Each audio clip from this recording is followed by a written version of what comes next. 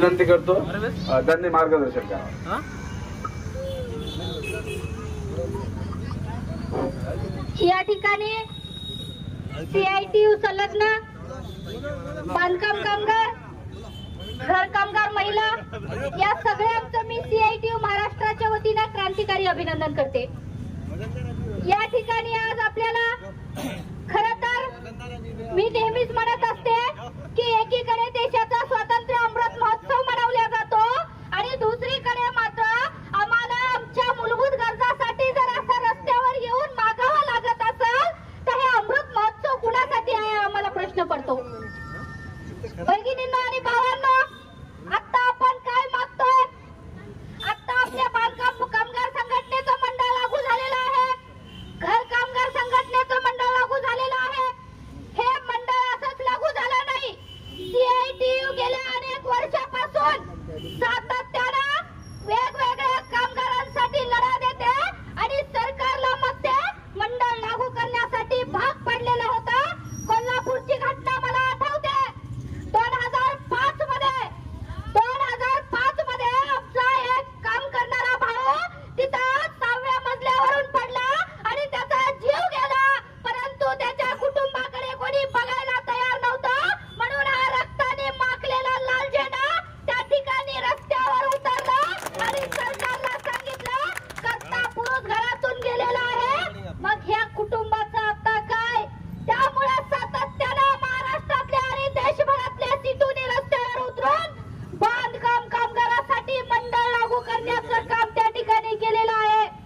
आता सरकार म्हणत होता या मंडळात पैसे कुठून आणायचे, आपण तेही त्यांना सांगितलं की त्या मंडळामध्ये पैसे कुठून टाकायचे आणि ते पैसे टाकल्याच्या नंतर आमच्या बांधकाम कामगारांना त्याचे वेगवेगळे लाभ मिळाले पाहिजे।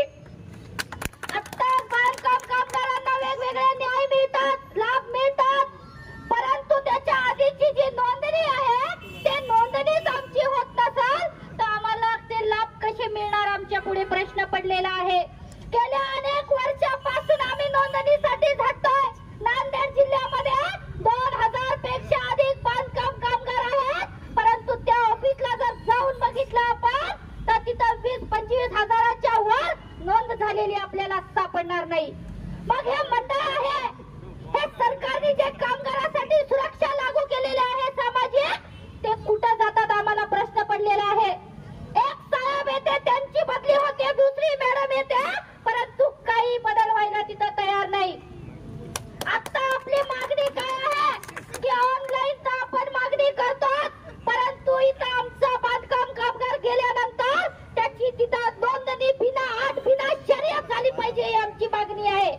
जे काही तुम्ही सांगितलेलं आहे आम्ही महाराष्ट्राचा रहिवासी असावा, आम्ही आहोत, आमच्याकडे आधार कार्ड असावा आहे, आमच्याकडे काय जे तुम्हाला ओळखपत्र लागतात वेगवेगळे ते आहेत, परंतु ते असून सुद्धा जर तुम्ही नोंद करून घेत नसाल तर आलेला लाभ तुम्ही कोणाला देणार आहे आम्हाला प्रश्न पडलेला आहे। आता आपल्याला माहित असावं, महाराष्ट्र गव्हर्नमेंट सुद्धा सांगते की मंडळामध्ये कोट्यावधी रुपये पडून आहेत, परंतु आमचा कामगार लाभ घ्यायला तयार नाही। आता या ठिकाणी मी सरकारला सुद्धा प्रश्न विचारू इच्छिते की तुम्ही नोंद करून घेतली नाही तर आम्हाला लाभ कसा मिळणार? काय मिळतं नोंद करून घेतल्यावर? जेव्हा आमचा बांधकाम कामगार नोंद करून घेते तेव्हा त्याच्या लग्नासाठी पहिली रक्कम दिल्या जातं, त्याच्या लग्नासाठी पहिली रक्कम दिल्यानंतर त्याच्या पत्नीच्या डिलिव्हरीसाठी सुद्धा तिथं रक्कम दिल्या जातं। त्या रकमेचे किती अनुदान आहे हे सुद्धा त्या बांधकाम कामगाराच्या नोटीसवर लावलेलं आहे, आपल्याला सुद्धा माहिती आहे। शिदार झालं तर त्याची रक्कम दिल्या जातं। जर मुलाला शिक्षणासाठी पाठवलं 1ली ते 4थी, 4थी ते 7वी असा डिप्लोमा डिग्री पर्यंत शिकण्याच्या सगळ्या सुविधा तिथं आहे, आमच्या लेकरांना न्याय मिळते, परंतु हा न्याय कधी मिळते? जेव्हा आपली तिथं नोंद असेल तेव्हा। परंतु हे नोंद न करणाऱ्या या अधिकाऱ्याचा सुद्धा या ठिकाणी मी धिक्कार करतो आणि येणाऱ्या काळामध्ये आपल्याला हे नोंद करून घेण्यासाठी लढावं लागणार आहे, परंतु बांधकाम कामगारांना सर्व सामाजिक सुरक्षा मिळाल्या पाहिजे। आता आपल्या संघटनेच्या दबावामुळे सरकारने पेन्शन लागू केलेले आहे, तुम्हाला माहित आहे का? वर्षाला 12,000 रुपये पेन्शन मंजूर केलेलं आहे, परंतु तुम्ही कामगार आहे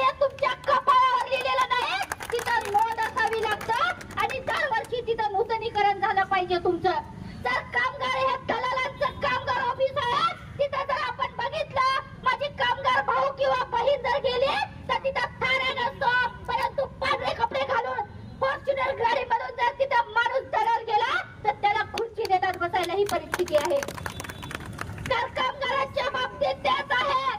कर कामगारांचं मंडळ लागू झालं, सरकारचं झालेलं आहे. त्यांच्या लेकरांना शिक्षण मिळतं, त्यांना सुद्धा भाड्याची किट मिळतं, त्यांच्या अंत्यविधीसाठी पैसा. दुर्दैवाने काही झालं ते बांधकाम कामगारासारखं घर कामगारांना सुद्धा पैसा मिळतो, परंतु नोंद नाही झाली तर माझी कामगार भगिनी आणि बांधव या सगळ्या गोष्टीपासून वंचित राहिलेली आहे. म्हणून हा आपला आजचा मोर्चा आहे. त्या मोर्चाची दखल कामगार ऑफिस असेल, महापालिका असेल, जिल्हा परिषद असेल आणि आपण ज्या ठिकाणी आहोत हे कलेक्टर ऑफिस असेल, यांनी जर दखल घेतली नाही तर येत्या काळामध्ये आम्हाला मोठा लढा उभा राहावा लागणार आहे. आणि या लढ्याच्या माध्यमातून या सरकारला आणि प्रशासनाला झुकवण्याचं काम करावं लागणार आहे. आता देशामध्ये काय चालू आहे? आमच्या हक्काचं तर आम्हाला मिळालंच पाहिजे, परंतु या देशामध्ये जे जाती आणि धर्मावर दंगली चालू आहेत त्या दंगलीच्या विरोधात सुद्धा आम्हाला लढावं लागणार आहे. काय होत आहे? हिंदू मुस्लिम दंगली, प्रत्येक समाजामध्ये दंगली, प्रत्येक धर्मामध्ये दंगली. याचं कारण आहे भावांनो, आम्ही दंगलीत गुंग राहावं आणि सरकार त्या ठिकाणी मस्त कायदे बदलत राहावं. आता महामानव डॉक्टर बाबासाहेब आंबेडकरांनी आपल्या घटनेमध्ये, आपल्या संविधानामध्ये आपल्यासाठी 29 कायदे बनवलेले आहेत. कोरोनामध्ये आम्हाला टाळ्या वाजवल्या, आम्हाला दिवे लावायला लावले आणि त्या 29 कायद्याचं रूपांतर नरेंद्र मोदी साहेबांनी मात्र 4 कायद्यामध्ये केलेलं आहे. 4 कायदे जर लागू झाले तर तुमच्या आमचा जे हक्काचं आहे ते आम्ही हे सरकार चिनून घेतल्याशिवाय राहणार नाही. असे चांगले कायदे सरकारने करून ठेवलेले आहे. आम्ही त्यांच्या विरोधात लढतोय. हे कायद्याला आम्ही विरोध करत असताना आता जनसुरक्षा विधेयक नावाचा सरकारने कायदा आणलेला आहे. सरकारने नाव दिलेलं आहे अरमान नक्षलवादी, परंतु या धोरण मात्र सगळे कामगारांच्या विरोधातले आहे. सरकारला जर वाटलं एखादी संघटना बेकायदेशीर आहे तर त्या संघटनेचं रजिस्ट्रेशन बंद करू शकते सरकार. सरकारला जर वाटलं आमच्या विरोधात बोलणारी एखादी संघटना बेकायदेशीर आहे तर त्या संघटनेचा सगळा बरखास्त करण्याचा अधिकार या सरकारकडे आहे. म्हणून आम्हाला एकीकडे आमच्या भाकरीची लढाई लढावं लागणार आहे, दुसरीकडे आम्हाला लेकराला शिक्षण नाही त्या शिक्षणासाठी लढावं लागणार आहे. कारण जिल्हा परिषद बंद करण्याचा निर्णय सुद्धा या सरकारचा आहे. सरकार पुढच्या 20 वर्षाची तयारी कार्यक्रम करून ठेवलेला आहे. आता जर जिल्हा परिषद शाळा बंद झाल्या तर आमचे लेकर शिकणार नाहीत. एकूण तिकून आम्ही कमराला गाठ पत्राला बांधून जे शिकवलं त्यांना नोकरी नाही. आज शेतकऱ्यांची हालत तुम्हाला माहित आहे. आम्ही काम करत करत शेतकरी सुद्धा आमच्या घरात मायबाप आहेत. महिलांना सुरक्षा नाही, हाताला काम नाही, कामाला घामाचा दाम नाही. या सगळ्या प्रश्नांना घेऊन येत्या काळामध्ये हे लाल झेंडा घेऊन आपल्याला लढावं लागणार आहे.